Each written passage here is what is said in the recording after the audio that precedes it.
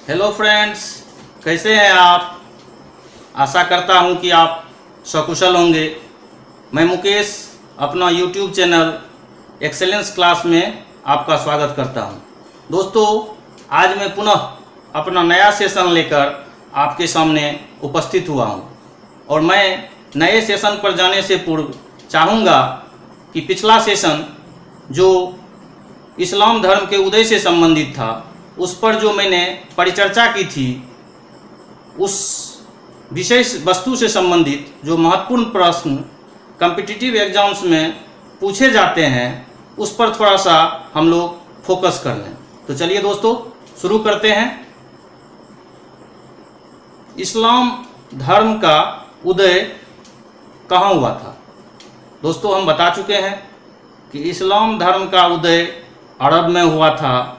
इसके प्रवर्तक मोहम्मद साहब थे। मोहम्मद साहब का जन्म 570 ईस्वी में मक्का में हुआ था। उनके पिता का नाम अब्दुल्ला था।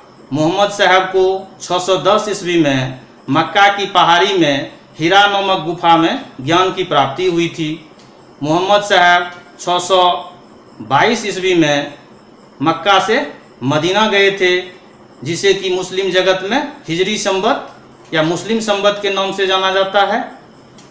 मोहम्मद साहब की मृत्यु 8 जून 632 को हुई थी। मोहम्मद साहब के उत्तराधिकारी खलीफा कहलाए। मोहम्मद साहब की मृत्यु के बाद इस्लाम धर्म 2 भागों में बट गया, सुन्नी और शिया। सुन्नी मोहम्मद साहब के सिद्धांतों में विश्वास करते थे और शिया अली के सिद्धांतों में विश्वास किया करते थे। तो इस प्रकार हम लोगों ने जो महत्वपूर्ण चीज़ें थी उस पर फोकस किया। चलिए, अब मैं बिना देर किए हुए अपना नया सेशन शुरू करने जा रहा हूं। तो चलिए दोस्तों, आज पहले हम देखें कि आज का जो मेरा नया सेशन है वो क्या है। तो दोस्तों, आज का मेरा नया सेशन है अरबों द्वारा सिंध विजय। दोस्तों, पहले हम यह जान लें कि अरबों के द्वारा सिंध पर आक्रमण क्यों किया गया था, इसके पीछे क्या कारण थे, इसके पीछे क्या उद्देश्य थे। तो चलिए दोस्तों, इसी क्रम में हम आगे बढ़ते हैं। दोस्तों, अरबों का सिंध पर आक्रमण का पहला कारण जो था वो था धन की प्राप्ति। अरबों का भारत के साथ व्यापारिक संबंध काफ़ी प्राचीन काल से था और इससे अरब लोग भारत की भौतिक संपन्नता से परिचित थे। अतः धन की प्राप्ति के उद्देश्य से और अपनी आवश्यकताओं की पूर्ति के लिए अरबों ने भारत पर आक्रमण किया, अर्थात सिंध पर आक्रमण किया। चलिए हम आगे बढ़ते हैं। दूसरा कारण क्या है। तो दोस्तों, अरबों द्वारा भारत पर आक्रमण करने के पीछे दूसरा कारण था धार्मिक कारण। अरब के खलीफा अपने इस्लाम धर्म के प्रचार के लिए दूर सुदूर देशों में भी इस्लाम धर्म का प्रचार हो, इसके लिए उन्होंने इस पर आक्रमण करना शुरू किया। और उन्हें यह जानकारी थी कि भारत एक हिंदू प्रधान देश है और यहाँ के हिंदू मूर्ति पूजक हैं। अतः अरबों ने सोचा कि भारत को पराजित कर यहाँ के हिंदू पूजकों को समाप्त किया जा सकता है तथा हिंदू धर्म के मानने वालों को इस्लाम धर्म कबूल करने के लिए बाध्य किया जा सकता है। तो चलिए दोस्तों, अब हम आगे बढ़ते हैं। अरबों का सिंध पर आक्रमण के पीछे तीसरा जो महत्वपूर्ण कारण था वो था महत्वाकांक्षा। अरबों ने पूर्व में ही सीरिया, फिलिस्तीन, इराक और अफ्रीकी देशों पर अधिकार कर लिया था। अब वो अपने साम्राज्य विस्तार के लिए भारत की तरफ नज़र लगाए हुए थे और इसी क्रम में उन्होंने भारत पर आक्रमण किया। चलिए दोस्तों, चौथा कारण जो था वो था देवल के तट पर जहाज का लूटना।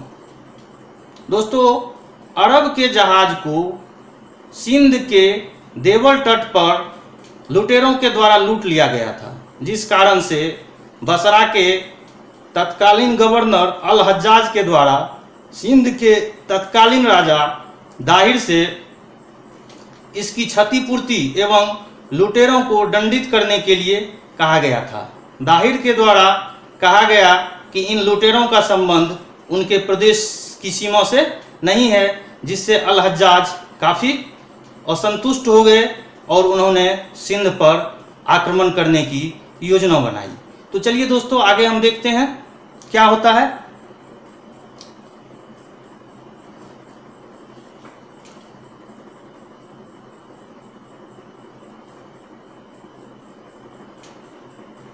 अल हज्जाज ने 711 ईस्वी में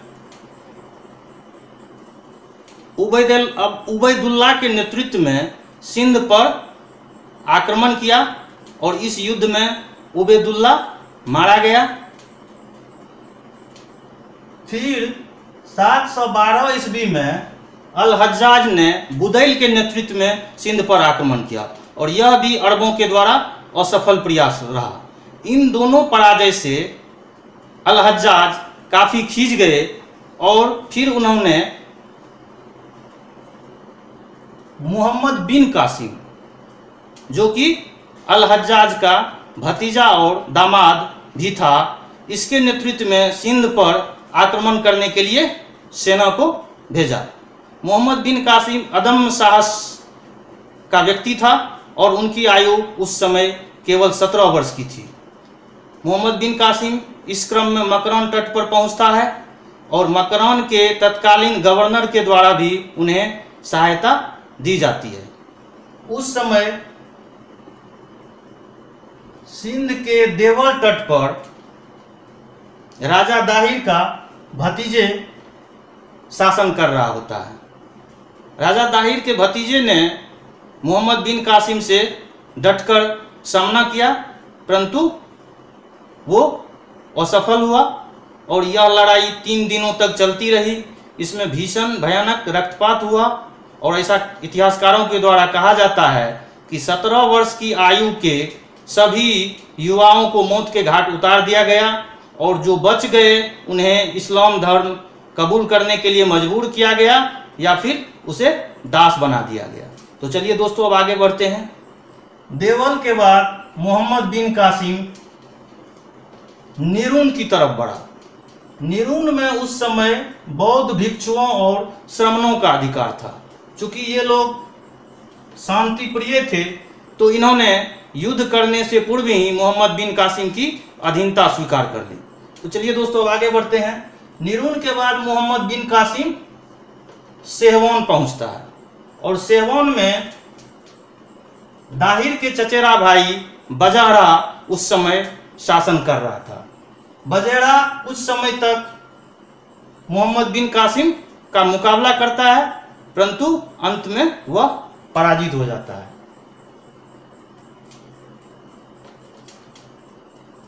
मोहम्मद बिन कासिम सिंध नदी में नाव के द्वारा पुल का निर्माण करवाता है। यह देखकर राजा दाहिर चकित हो जाता है और अपनी सेना को लेकर रावण में जाकर शरण ले लेता है।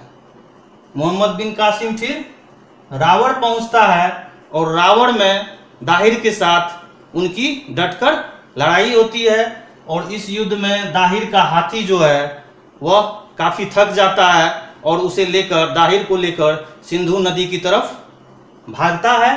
हालांकि राजा दाहिर सुरक्षित रहता है और वह घोड़े पर सवार होकर युद्ध करते रहता है, परंतु दाहिर के सेना को ऐसा लगता है कि उनका सेनापति की मृत्यु हो चुकी है और उनका सेना जो है वह युद्धभूमि छोड़ देता है, जिसके कारण दाहिर पराजित हो जाता है। और उन्हें मौत के घाट उतार दिया जाता है। दाहिर की मृत्यु के बाद उनकी विधवा पत्नी रानाबाई के द्वारा मोर्चा संभाला जाता है। हालांकि यह कुछ समय युद्ध करती है, परंतु बाद में अपनी सम्मान की रक्षा के लिए इन्होंने जौहर व्रत धारण कर लेती है। तो चलिए दोस्तों अब आगे बढ़ते हैं।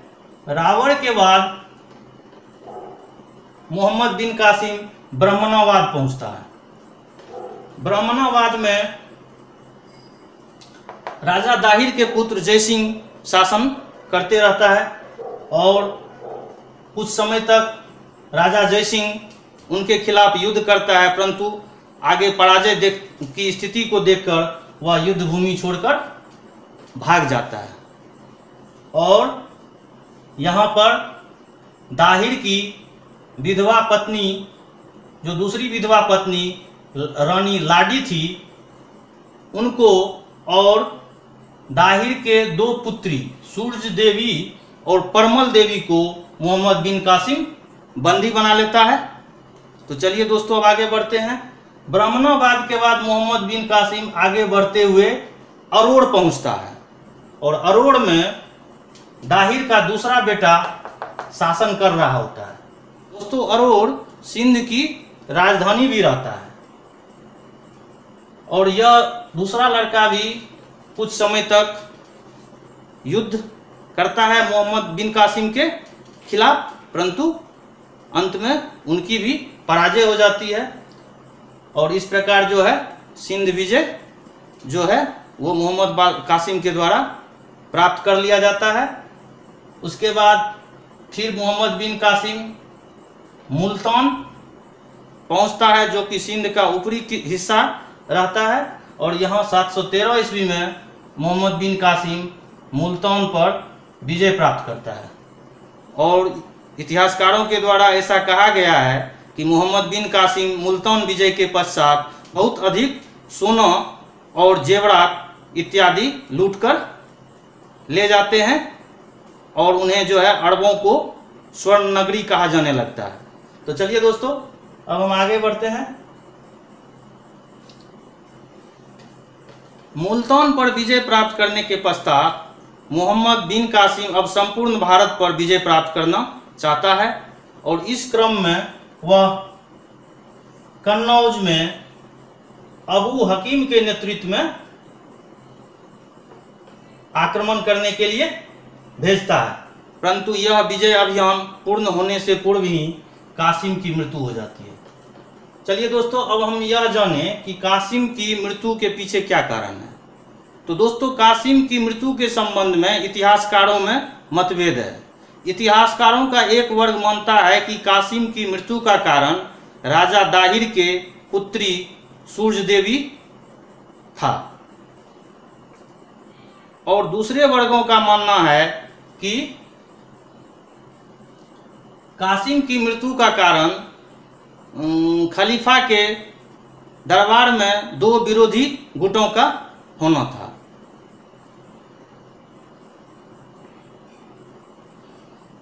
ऐसा माना जाता है कि सूरज देवी को मोहम्मद बिन कासिम ने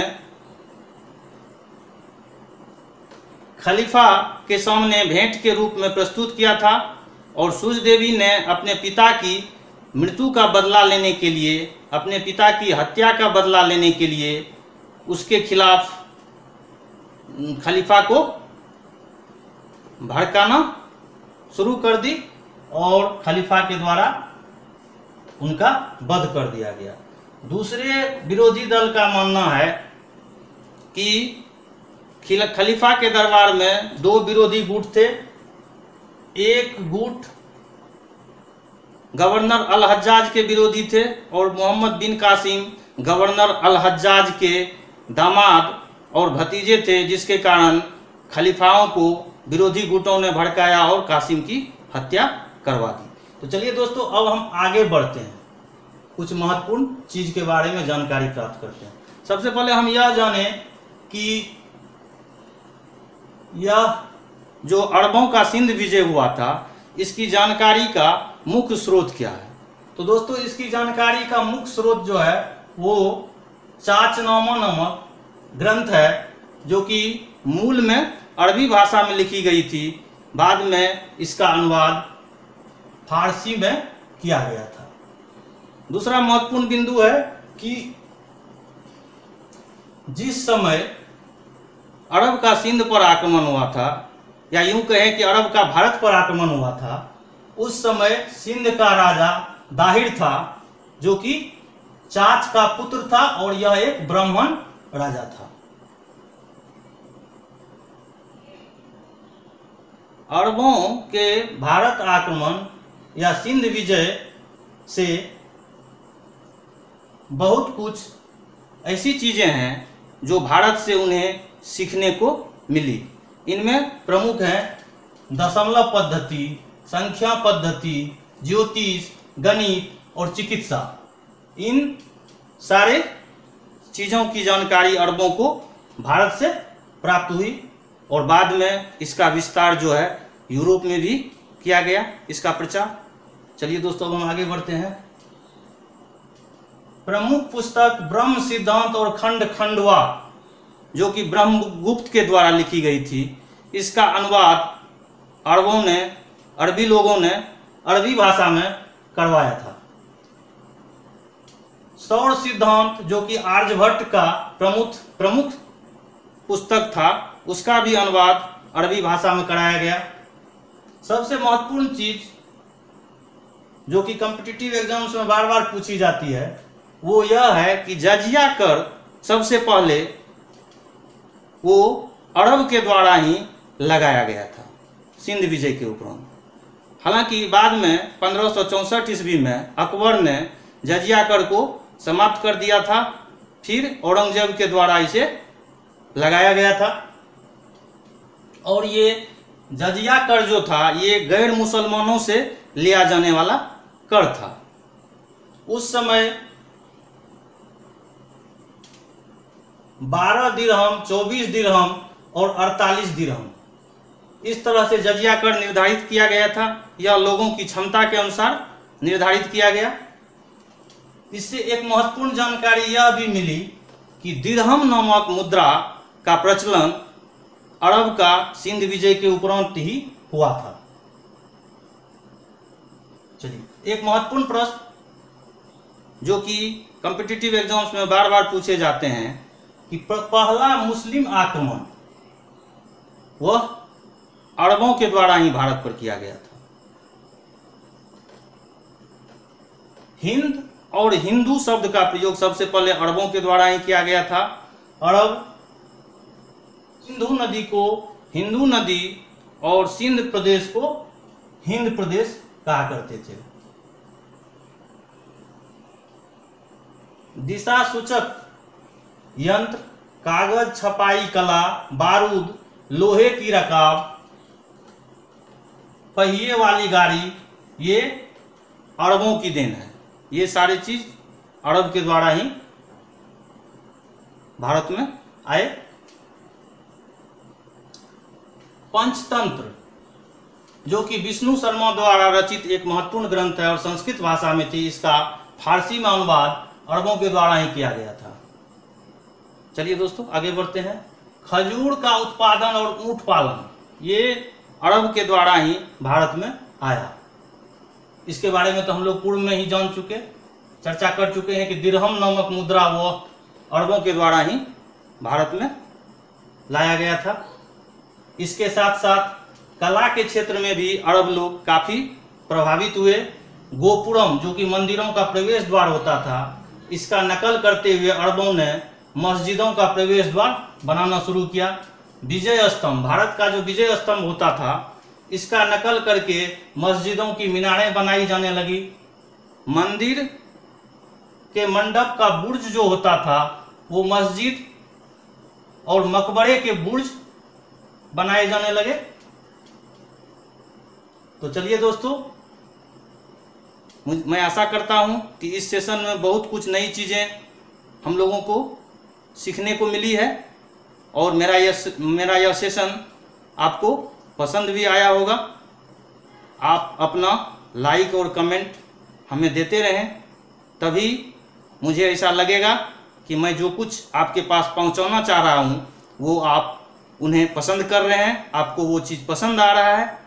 तो इस तरह से आज का मैं अपना सेशन को यहीं विराम देता हूं। Thank you, all the best, bye bye, take care.